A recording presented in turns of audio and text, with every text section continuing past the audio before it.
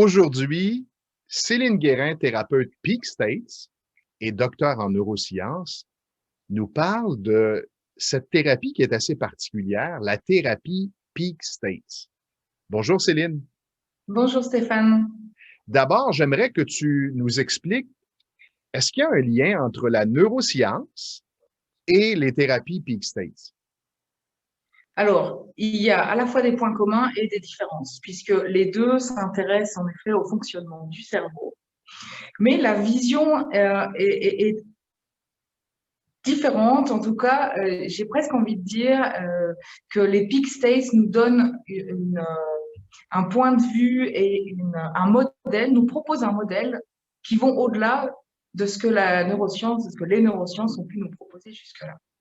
Alors moi, en effet, je suis passionnée du cerveau, je suis passionnée de génétique depuis très longtemps. Et les big states, en fait, m'ont permis de comprendre la différence et l'impact qu'on peut avoir sur l'acquis, comment est-ce qu'on peut changer ce qu'on croyait être inné. Et ça, je dois dire que c'était ma grande question. C'est pour ça que j'avais choisi, entre autres, les neurosciences. Mais il me manquait quelque chose dans les neurosciences. J'avais besoin d'aller plus loin et c'est ce que les Big States m'ont apporté, tout en ayant une vision très scientifique et des explications scientifiques sur ce qui se passe au niveau de la psyché et de la psychologie. Bon, le mot peak states, en français, état de conscience, ça peut faire peur à certains. On peut se demander, est-ce que c'est accessible à tous? Est-ce que cette thérapie-là s'adresse vraiment à tout le monde? État de conscience, finalement, on vit tous dans un certain état de conscience et on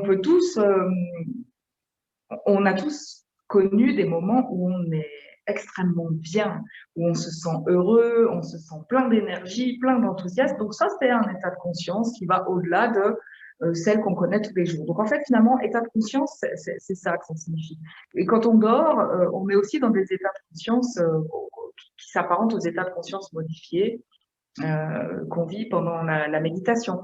Donc finalement, on vit tous des états de conscience différents dans une journée. Je prendrai aussi l'exemple de quand on conduit, on est dans une sorte d'état de conscience hypnotique, comme Oui. un état de conscience modifié.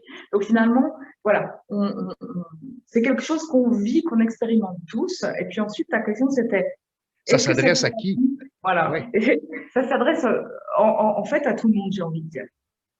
Ça s'adresse autant à des personnes justement qui connaissent des états de conscience parce qu'ils font de la méditation, parce qu'ils ont déjà fait un travail thérapeutique, un travail d'introspection. Mais ça s'adresse aussi à des personnes qui n'ont jamais fait ce genre de travail et puis qui viennent pour quelque chose de très précis parce que ça leur pose problème dans leur vie. Et voilà, ça peut être souvent, c'est les conjoints qui les envoient quand c'est comme ça. Quand la personne vient pour une problématique précise, mais qu'elle n'est pas spécialement intéressée à faire un travail sur elle, euh, ça peut être une autre personne qui lui fait prendre conscience. Mais là, il y a quelque chose que tu devrais essayer de changer. Alors, ce que je comprends bien, c'est qu'on peut te consulter pour acquérir un état de conscience et ou régler une problématique et quel genre de problématique on peut régler avec cette thérapie? Alors, c'est vrai que je dis souvent qu'il y a deux pôles en fait dans cette thérapie. Il y a le premier pôle, c'est celui avec lequel je commence toujours, c'est-à-dire la résolution des traumatismes, la résolution des émotions, tout ce qui va améliorer notre quotidien, parce qu'on a tous une ou plusieurs réactions émotionnelles qui se répètent souvent et puis qui viennent nous empêcher de vivre pleinement. Et j'aime bien commencer par là parce que ça donne déjà une première expérience à la personne. Et c'est vrai que dans un deuxième temps, une fois que la personne elle s'est déjà libérée de pas mal de ses freins en fait, alors on peut aller encore au-delà. Mais c'est vrai que l'acquisition de peak states, donc d'états extraordinaires de conscience, moi je prends ça un petit peu comme la cerise sur le gâteau. Mhm.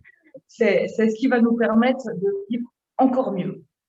Et comme sur le marché, il y a toutes sortes de thérapies, qu'est-ce qui devrait donc m'amener à te consulter? Alors, une fois de plus, il y a les personnes qui ont déjà fait tout un travail sur elles. et puis qui viennent me voir parce qu'il y a une problématique sur laquelle elles n'ont pas réussi à avoir de résultats.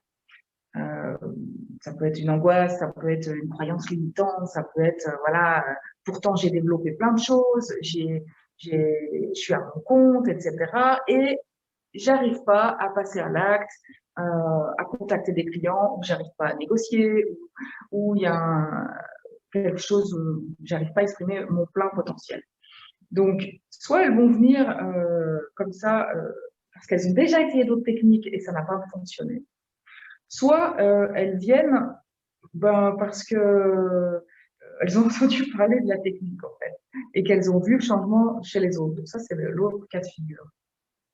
Est-ce que je dois raconter mon histoire? Tu sais, moi, si je te consulte, je suis pas tout à fait à l'aise à te raconter là, tout ce que j'ai vécu, etc. Est-ce que ça pose problème? Alors, dans cette technique, on va se baser principalement sur le ressenti dans une situation spécifique. Ce qui fait que on peut très bien faire une régression et libérer le ressenti physique sans forcément passer par l'explication, même sans passer par l'explication de la situation sur laquelle la personne peut travailler.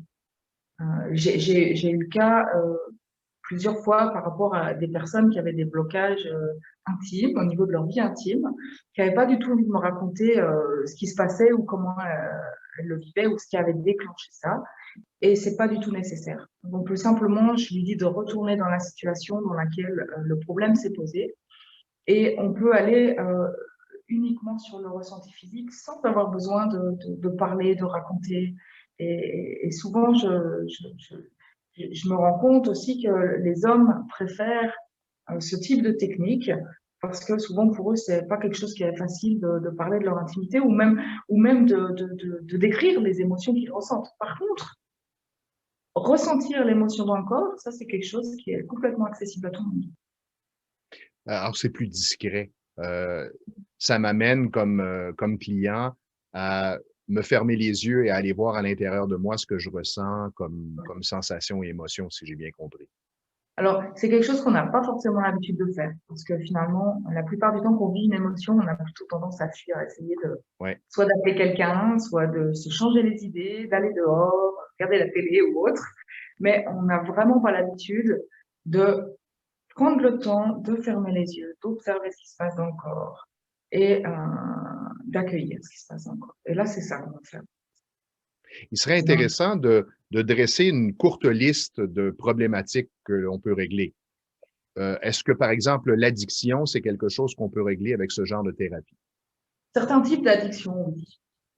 Ensuite, la confiance en soi, l'estime de soi. La confiance en soi, c'est donc une des problématiques qui revient de manière récurrente.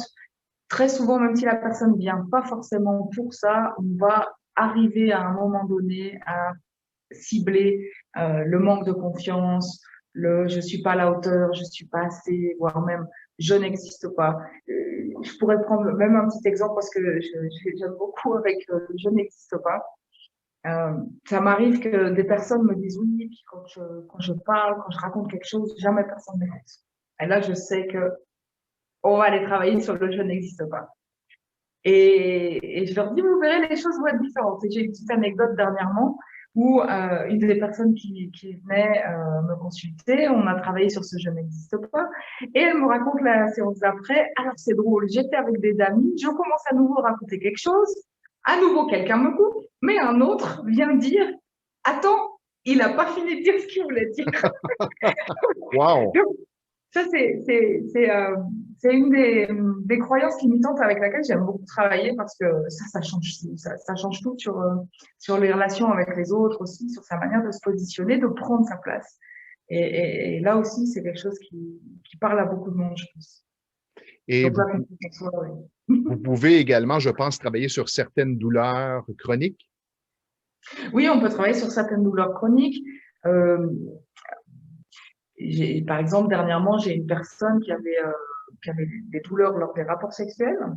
Ça s'est vraiment résolu rapidement. On peut avoir des douleurs n'importe où finalement dans le corps. Et parfois, ces douleurs peuvent être en fait comme des douleurs fantômes suite à un accident, même si tout s'est bien mis en place. Ça peut être ça, ça peut être d'autres choses, mais oui. Donc, je n'ai pas besoin nécessairement d'être en douleur pour te consulter. Si c'est une douleur qui est sporadique, je peux quand même te consulter, même si je ne ressens pas dans le présent la douleur. Est-ce que je Oui, tout à comprends bien? fait. Oui.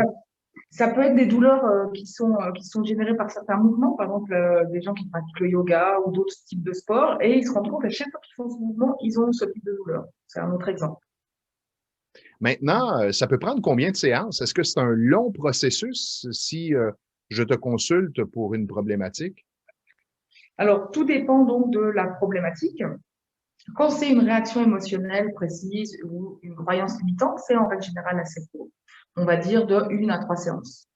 Dans tous les cas, dès qu'on a eu notre résultat, on va donc vérifier qu'il soit stable dans le temps, 1 à 3 semaines après qu'on ait résolu le problème. Après, sur des problématiques un peu plus complexes comme les crises de panique, anxiété, angoisse, là, ça peut prendre un peu plus de temps. Il peut y avoir différents facteurs qui génèrent ces angoisses. Et donc, on a besoin, dans ces cas-là, de guérir toutes les sources, toutes les causes. C'est quelque chose qui peut être un peu plus long. Mais je dirais que de manière générale, les personnes viennent entre 2 et maximum 10 séances. Mais quand on travaille une dizaine de séances, en général, on a réglé 2 voire 3 problématiques différentes. Et la dernière question, qui est un peu délicate, mais qui mérite d'être posée, est-ce que c'est abordable, ce genre de thérapie, et est-ce que je peux m'attendre à un résultat? Et qu'est-ce qui arrive s'il n'y a pas de résultat? Alors, c'est une thérapie qui est que l'on paye au résultat, justement. Donc, on se met d'accord du départ sur quel est le contrat. Qu'est-ce qui fait que vous seriez satisfait? Qu'est-ce qui fait que vous estimeriez que le contrat est rempli? Donc, la personne me dit, ben, je serais capable de sortir de chez moi et de ne plus avoir ces angoisses comme à chaque fois que je dois sortir de chez moi. Je serais capable de prendre la parole pendant les réunions d'équipe sans me sentir complètement en sueur et perdre tous mes moyens. Donc voilà, on va établir ensemble un objectif et puis ensuite on va établir un coût pour obtenir cet objectif. Puis ensuite, avec chaque personne, en fait, le contrat est différent. Je prends aussi en considération les moyens de la personne. Donc, si elle travaille ou pas, si c'est un jeune, si c'est quelqu'un qui est cadre, si c'est quelqu'un qui vit en Suisse ou en France, parce que par exemple, je travaille avec les personnes dans les deux pays. Et ce qui est intéressant aussi de voir, c'est que l'état d'esprit va être différent en fonction de si la personne, typiquement, est française ou suisse, est un homme ou une femme. La demande n'est pas la même. Alors aujourd'hui, on a découvert les thérapies Peak States avec Céline Guérin. C'est vraiment intéressant. Et si vous voulez avoir plus de détails, simplement entrez en contact avec Céline. Merci. Merci Stéphane.